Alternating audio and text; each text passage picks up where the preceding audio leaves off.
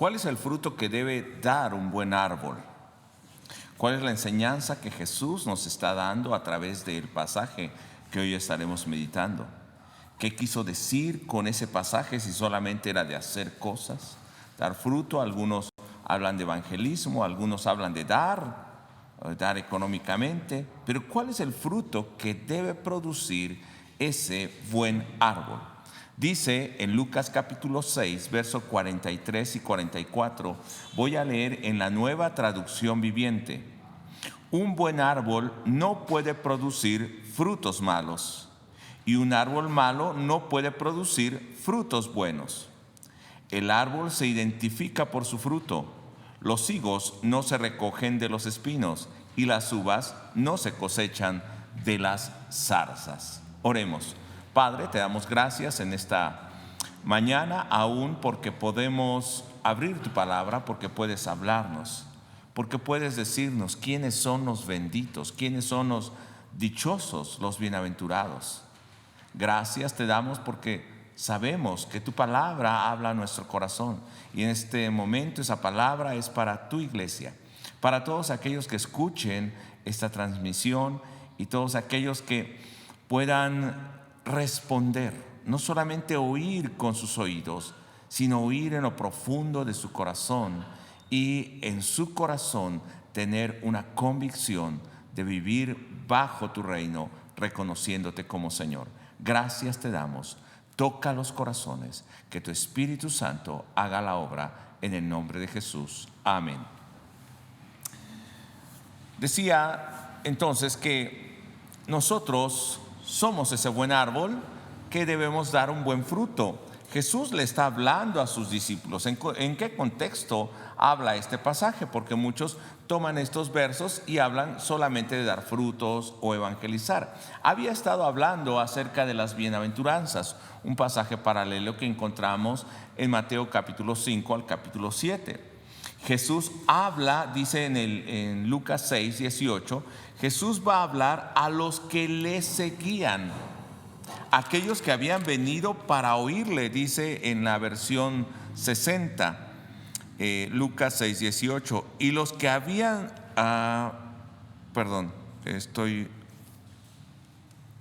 estoy mal, aquí, perdón hermanos, a partir del capítulo 6, cuando él habla y llama a aquellos que van a ser sus discípulos, a partir del verso 1, dice: aconteció en un día de reposo que pasando Jesús por los sembrados, sus discípulos arrancaban espigas y comían, restregándolas con las manos. Y algunos de los fariseos les dijeron: ¿por qué hacéis lo que no es lícito hacer en los días de reposo? Respondiendo Jesús: ni aún esto habéis leído lo que hizo David cuando tuvo hambre, él y los que con él estaban, cómo entró en la casa de Dios y comió los panes de la proposición, de los cuales no es lícito comer sino solo a los sacerdotes, y comió y dio también a los que estaban con él. Había gente que le iba siguiendo, pero muchos iban criticando lo que él hacía. Sin embargo, cuando Jesús escoge de toda esa gente a 12 discípulos, entonces se voltea con ellos y les empieza a hablar a partir del verso 20. Y alzando los ojos hacia sus discípulos, les decía. Había mucha gente, pero algunos le rechazaban, como vimos al principio. Iban con él, pero le rechazaban. Entonces, de toda esa gente que decía ser sus discípulos, sus seguidores, escoge a unos, a los que llama apóstoles, y se voltea y les empieza a hablar a ellos. En medio de toda la gente estaban miles de personas, pero solamente le está hablando a unos cuantos. ¿Y por qué hago esta aclaración? Porque a partir de ese momento Jesús va a hablar a aquellos que están dispuestos a escuchar la palabra de Dios. Dice en el verso 20: y alzando los ojos hacia sus discípulos les decía: bienaventurados vosotros. ¿A quiénes dice bienaventurados y a quiénes está hablando? A sus discípulos. Y entonces a partir de Mateo capítulo 13, cuando él está hablando y les está enseñando acerca del reino de Dios, no todos estaban dispuestos a oír. Entonces les dice: el que tiene oído para oír, oiga. Todos tenemos oídos para oír, pero ya vimos que algunos le rechazaban, pero solamente le escoge a algunos, y a esto les está hablando. No todos podían escuchar. ¿Por qué? Porque ahí mismo, si quiere, vamos a Mateo capítulo 13. En los siguientes versos, del verso 13 al verso 16, dice de la siguiente manera: por eso les hablo por parábolas, porque viendo no ven, y oyendo no oyen ni entienden. Había gente que no oía, no entendía, pero estaban allí, pero parecía que respondían a ese llamado porque le seguían.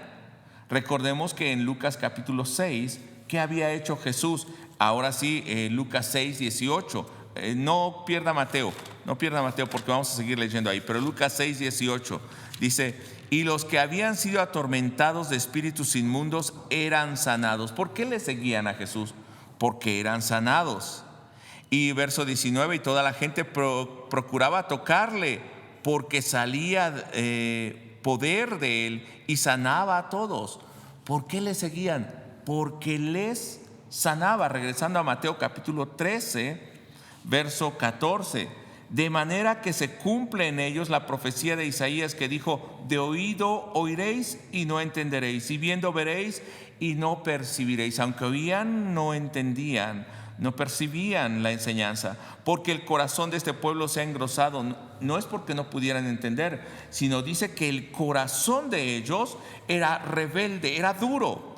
Y dice en Isaías también, este pasaje que es Isaías 9: y con los oídos oyen pesadamente y han cerrado sus ojos. O sea, no quieren oír, no quieren ver, no quieren entender. Dice: para que no vean con los ojos y oigan con los oídos y con el corazón entiendan. Y como no oían y no entendían, ¿qué nos dice Mateo que había profetizado Isaías? Bueno, Jesús lo está diciendo en Mateo. Dice: y se conviertan y yo los sane. Entonces, como no podían oír, no podían entender, no podían percibir y entender el mensaje de Jesús, entonces tampoco eran sanados. Pero vemos que muchos eran sanados de espíritus, eran sanados de enfermedades, pero Jesús no está hablando de eso, sino que no había una sanidad en su corazón. Y entonces Él dice que por eso les habla por parábolas.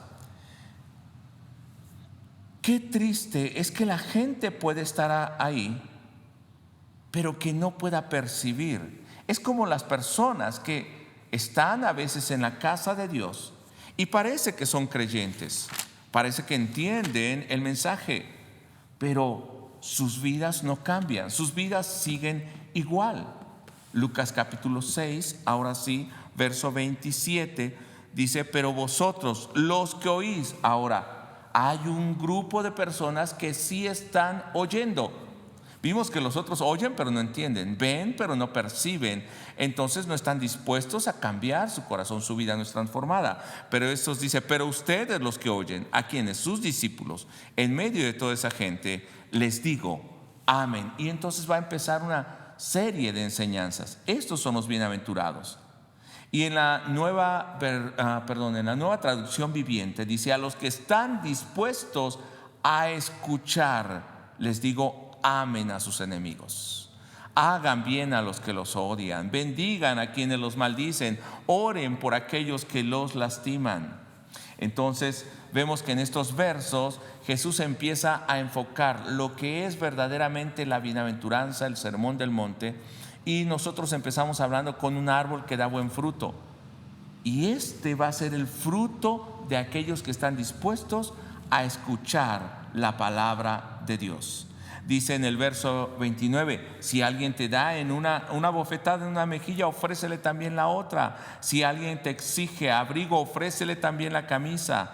Dale a cualquiera que te pida, y cuando te quite las cosas, no trates de recuperarlas. Esta persona en nuestro mundo, en nuestra sociedad, diríamos es una persona dejada, tonta. No puede ser que atropellen sus derechos. Pero lo que está intentando decir es lo que dice el siguiente verso, el 31: traten a los demás como les gustaría que ellos los trataran a ustedes. Claro, si yo respondo de esta manera, me gustaría que también a mí me traten de esa manera. Es algo recíproco.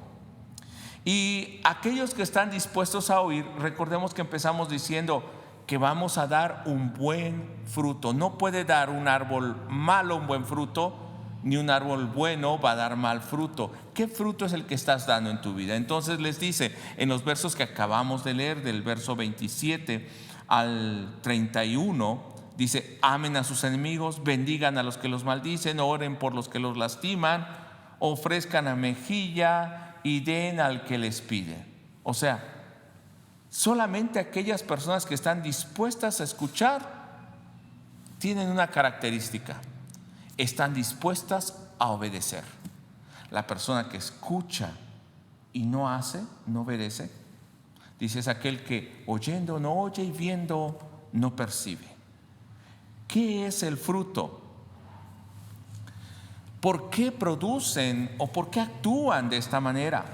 Porque ellos no están obedeciendo para recibir una recompensa.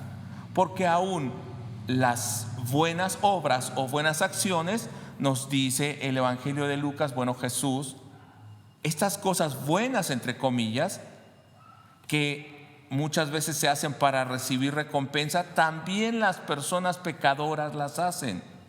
¿Por qué estás haciendo tú las cosas? ¿Porque esperas una recompensa?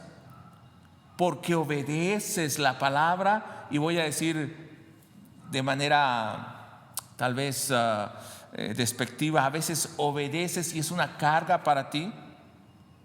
¿Porque quieres una recompensa y sentirte bien, que los demás te halaguen?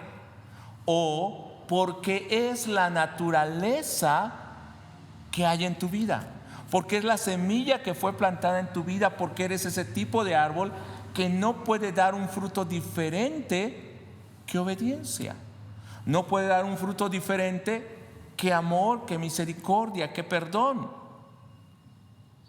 Dice en el verso 32, en la Nueva Traducción Viviente: si solo aman a los que los aman a ustedes, ¿qué mérito tienen? Y ponga mucha atención, 3 veces va a repetir aquí en este pasaje que voy a leer, ¿qué mérito tiene que hagan eso?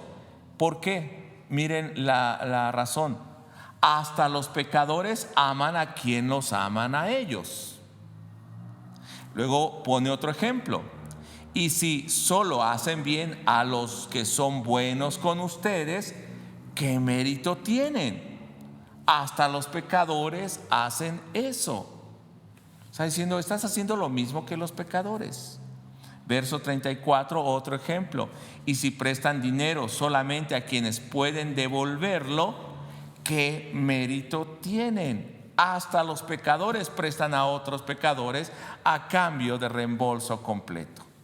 Si tu obediencia y lo que haces es por recibir algo a cambio, por sentirte bien o por ser alabado, eso mismo hacen los pecadores. Escuchaba en las redes sociales, o veía ahí en las redes sociales, cuando atraparon a este señor en Sinaloa. Ya conocen al famoso de Sinaloa, pero mucha gente de los pueblos decía, bueno, pero este hombre es bueno porque ha ayudado a las escuelas, hasta había levantado, construido templos. Dice que ayudaba a la gente necesitada más que el gobierno, porque hace cosas buenas. ¿Él será una buena persona? Porque haces cosas buenas, ¿tú eres una buena persona o te estás ganando el cielo? Este árbol bueno, que da buen fruto, ese fruto de obediencia, lo hace porque es parte de su naturaleza. No es por sentirse bien, no es por quedar bien con los demás, no es por ganar una recompensa. Puede actuar diferente solamente por causa de su naturaleza diferente. Ahora lo podemos ver muy bien en esta pandemia. Cuando se le dice a la gente, no salga, sigue las normas, ¿qué hace la gente? Seamos sinceros. Hacen todo lo contrario. Y digo hacen porque yo salgo, y a veces en mi familia salimos o salen, pero estrictamente a lo necesario, por causa de trabajo, o por causa de comprar alimentos, o por causa de llevarle algo a alguien que está necesitado únicamente. Pero la gente va a mostrar su obediencia o su desobediencia en cualquier momento. Y algo curioso, los momentos difíciles, los momentos, ¿cómo diríamos? Que ponen a prueba nuestro carácter, son precisamente aquellos cuando no hay supervisión, cuando tenemos libertad, pero sabemos que no tenemos que hacer las cosas. La gente demuestra su carácter en esos momentos difíciles, y ahora es cuando la gente está mostrando su verdadero carácter, su desobediencia, su rebeldía. Espero que tu corazón no sea así. Entonces, ¿qué fruto va a dar esta persona en los versos también que leímos antes y en los versos que vamos a leer ahora? Dos cosas vamos a ver que produce de manera natural. Dice, ama a sus enemigos y es bondadoso.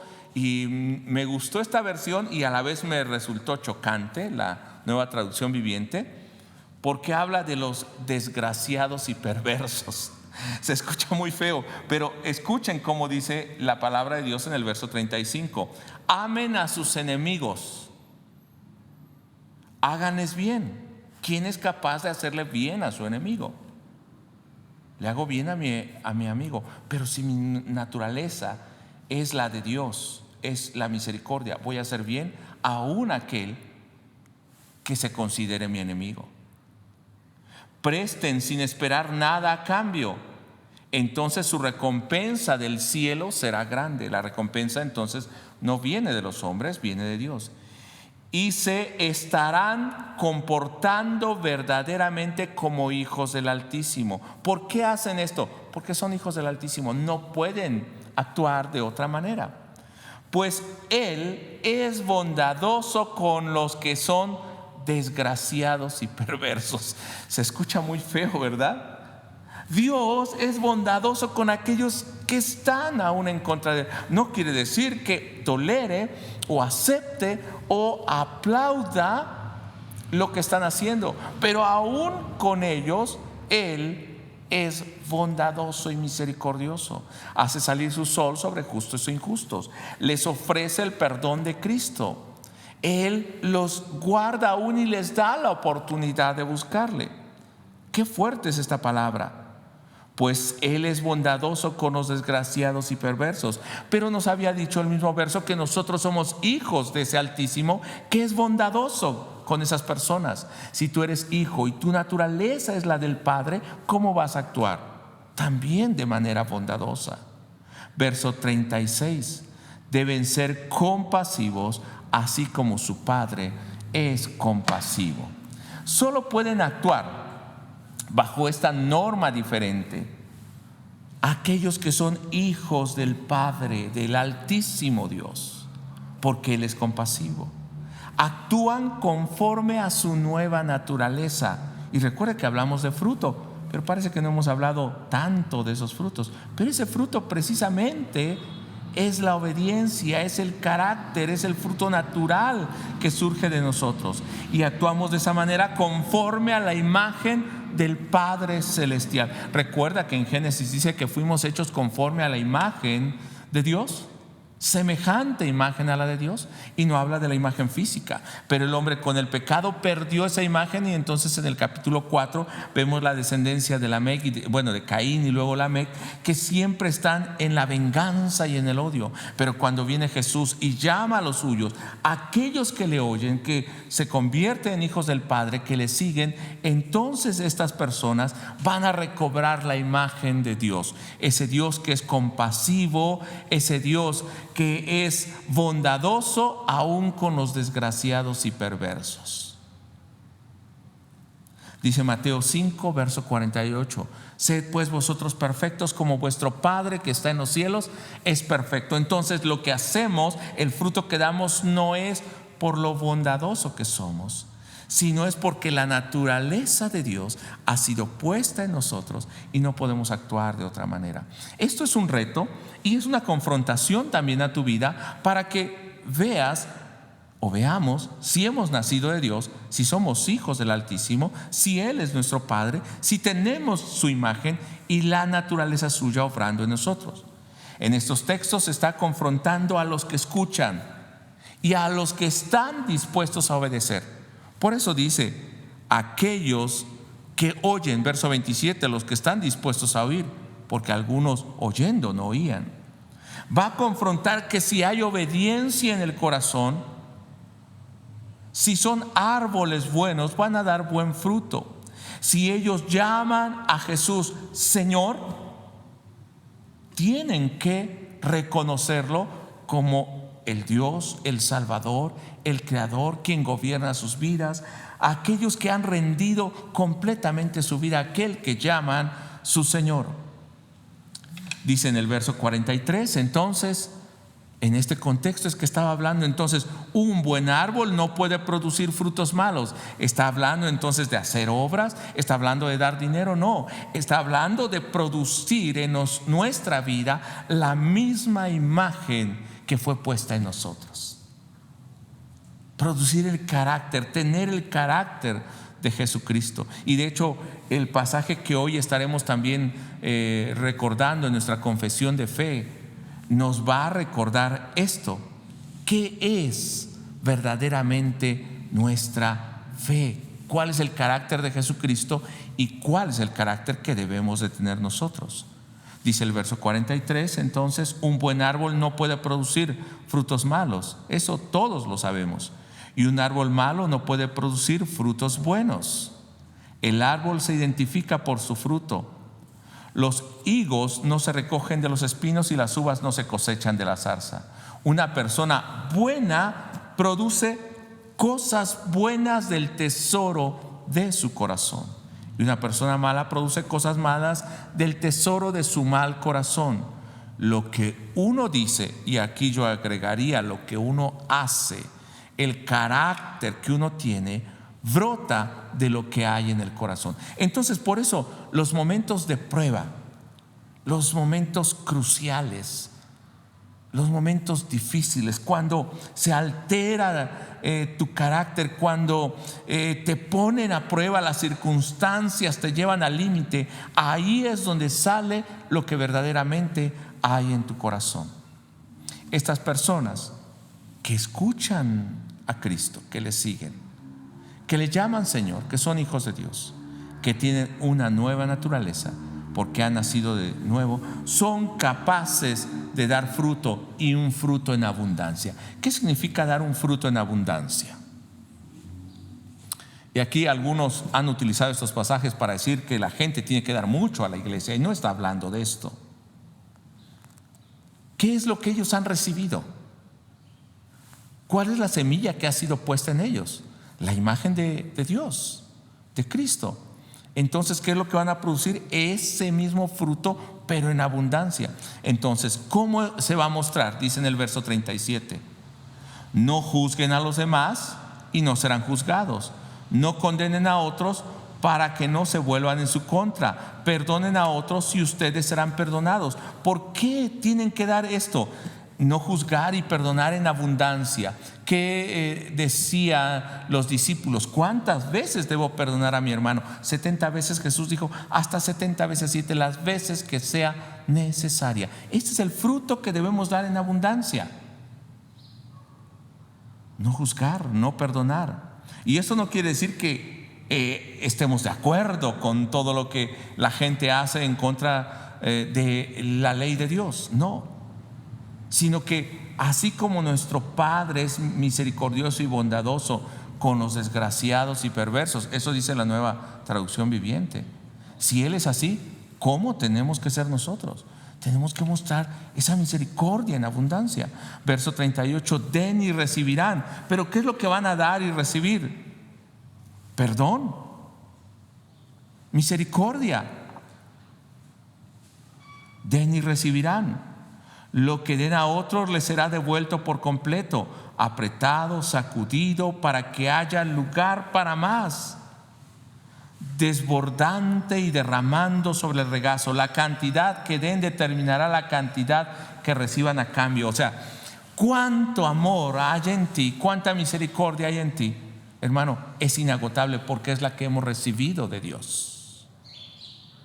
Creo que lo único que no se acaba y por el contrario aumenta cuando más se da es lo que hemos recibido de Dios: el perdón, la misericordia, el gozo. Entre más damos, más tenemos, más recibimos de Dios, porque es infinito, no se acaba, porque viene de Dios. En cambio, las cosas que hace el hombre, estas se terminan. El gozo humano se termina después de una trasnochada, después de una fiesta, después que compraron el auto nuevo, al otro día ya no es nuevo y perdieron su gozo. El otro año quieren otro nuevo porque perdieron el gozo. Pero el gozo que da el Señor es inagotable, y entre más das, más recibes. Y estas personas también no juzgan, porque son personas débiles. Nosotros somos débiles, susceptibles a fallar, a pecar, y se consideran también afortunados, bendecidos de que fueron perdonados por Dios, que recibieron misericordia, porque también nosotros éramos, así como dice la palabra de Dios, desgraciados y perversos, y el Señor nos perdonó. Entonces, ¿qué podemos hacer? Recibimos misericordia del Padre, perdón y salvación de Jesucristo, damos de eso. Dejamos de ver los defectos tal vez menores de nuestro hermano y empezamos a ver nuestra propia vida en razón de la gloria de Dios. Vemos la gloria de Cristo, la imagen de Cristo, y nos vemos a nosotros, y cada vez nos sentimos más humildes y más necesitados y más arrepentidos. No tenemos tiempo para estar viendo los defectos menores de los demás. Un árbol entonces que produce buen fruto no debe ser un árbol que solamente da fruto temporal, solamente da unos pequeños frutos. Sembraron un durazno aquí fuera de la casa, no tenemos mucho espacio, en la calle, en un pequeño jardincito, sembraron un durazno, y luego de que se sembró, agarró raíz, y había muchas otras plantas alrededor, y como que no tenía suficiente fuerza, y empezó a dar duraznos, unos duraznitos así, y fue todo lo que dio. No volvió a dar más fruto. ¿Qué quiere decir? Que no estaban sus raíces bien alimentadas y profundas. Claro, es una jardinera pequeña, y ahí se sembró, y había muchas otras plantas. Esto es lo que Jesús también hablaba acerca de aquel sembrador que salió a sembrar la buena semilla, y parte cayó sobre la piedra y tenía poca profundidad. Había tierra pero poca profundidad, entonces brotó pronto, pero se murió con el sol. Muchas ocasiones damos fruto, pero de nosotros, y no tenemos raíces profundas. Pero nosotros tenemos que edificar y alargar nuestras raíces, que sean sólidas sobre la roca, que no se muevan. Ese es el fruto que debe dar un buen árbol. Una persona que es firme, una persona que no está, algunos dicen, a caídas y levantadas. No es una vida de emoción, sino una vida de obediencia constante y firme al Señor, aún en medio de la pandemia. Dice en el verso 46 de Lucas 6: así que, ¿por qué siguen llamándome Señor, Señor, cuando no hacen lo que digo? ¿Cuál es el fruto que debe dar ese buen árbol? Llamarle Señor y hacer lo que Jesús dice. Este es el fruto que debe dar.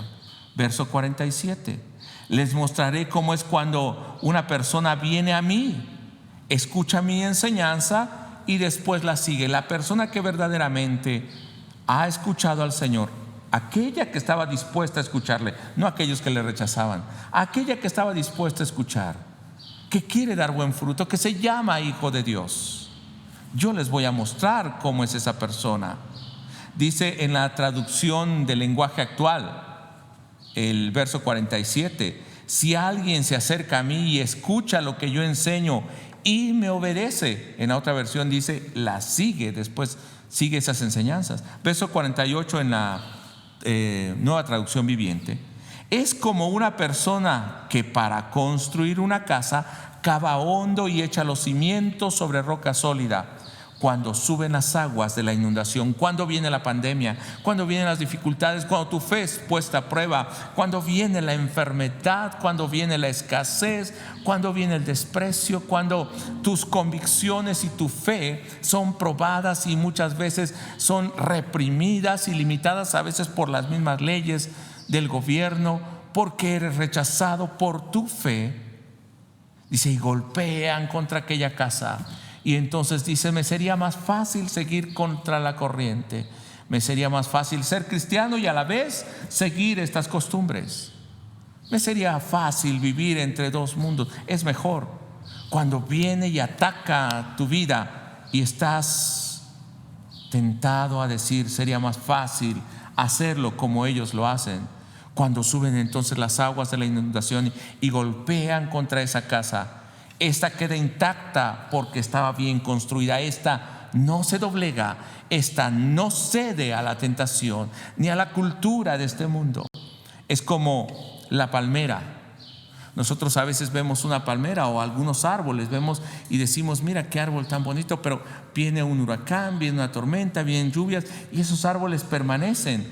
Pero hay árboles, una vez tuvimos un huracán allá en Quintana Roo, en Playa del Carmen, hace muchos años. Mis hijos estaban pequeños, como de 15 años. Y entonces salimos después del huracán y vimos árboles que estaban derribados, pero con todo y raíz. Pero las raíces se habían extendido hacia los lados, de hecho no mucho, pero estaban prácticamente sentados sobre la roca. Pero no crea que una roca profunda, sino una profundidad así. Entonces se vinieron abajo. Algunos llegaron después y las levantaron, los ataron y los pusieron más tierra, y ahí siguieron esos árboles. Pero no son árboles que resistan la prueba. Así hay muchas vidas que no resisten la prueba a su fe.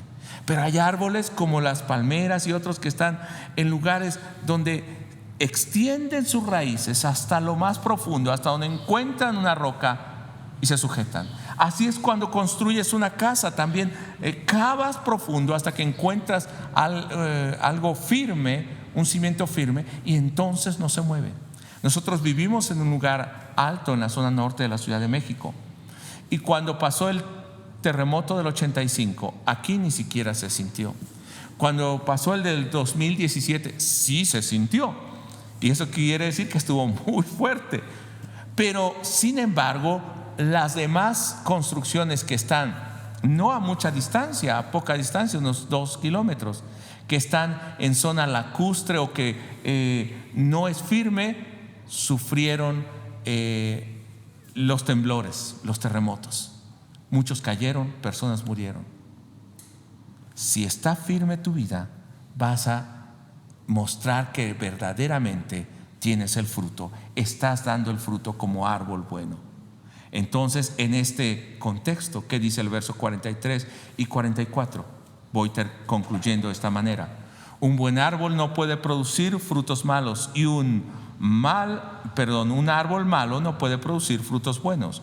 El árbol se identifica por su fruto, y yo quisiera que hoy tu vida identifique el fruto de Dios. Tu vida da el fruto de oír a Jesús, le llamas Señor y permaneces firme cuando vienen las tormentas fuertes sobre tu vida y procuran derribarte. Finalmente, cuando pasa la tormenta, tu casa está firme porque su cimiento es sólido, porque estás fundado sobre la palabra, no solo por oír con tus oídos, sino por escuchar atentamente y seguir a Jesús, obedeciendo a su evangelio, su palabra, porque tu vida está produciendo un fruto abundante de obediencia en el Señor. Porque esa es la semilla, esa es la nueva naturaleza que fue implantada en ti. Este es el nuevo nacimiento que Dios puso por su Espíritu en tu vida. Ese es el fruto que debes dar. Y estas son las personas que Jesús les dice en el verso 20: ustedes son bienaventurados los pobres, porque de ustedes es el reino de Dios. Porque ustedes han recibido el reino de Dios, porque viven en ese reino. Y ustedes deben dar el fruto del reino del Señor que los ha llamado a ese reino. Yo quisiera que en este momento oremos y pidamos al Señor que nos sostenga en estos momentos de prueba y de dificultad, aún en los momentos de enfermedad. Padre, te damos gracias porque independientemente de las luchas y las pruebas, sabemos que la semilla que ha sido plantada en nosotros va a dar ese fruto. Y en muchas ocasiones ni siquiera cuenta nos damos, porque se está dando ese fruto no por nuestro esfuerzo, sino por el Espíritu tuyo y tu palabra que permanece en nosotros. Y como semilla ha empezado a germinar y ahora está produciendo un fruto digno, agradable. Y ese fruto es abundante y se muestra hacia la gente en amor, en benevolencia. Pero ese realmente es el fruto de la obediencia y de la nueva naturaleza que tú nos has dado. Permite que nosotros podamos vivir de esta manera, dando ese fruto como hijos tuyos. Te exaltamos y te bendecimos, Señor, pero también pedimos perdón si no hemos vivido de esta manera, y nos arrepentimos y volvemos a ti, pidiendo, Señor, que siembres en nosotros esa nueva semilla, el nuevo nacimiento de una nueva vida regenerada por la obra de Jesucristo, por la sangre de Jesucristo, y sostenida, sustentada y fortalecida por el Espíritu Santo. Gracias te damos, Señor, en el nombre de Jesús. Amén. Dios les bendiga, hermanos.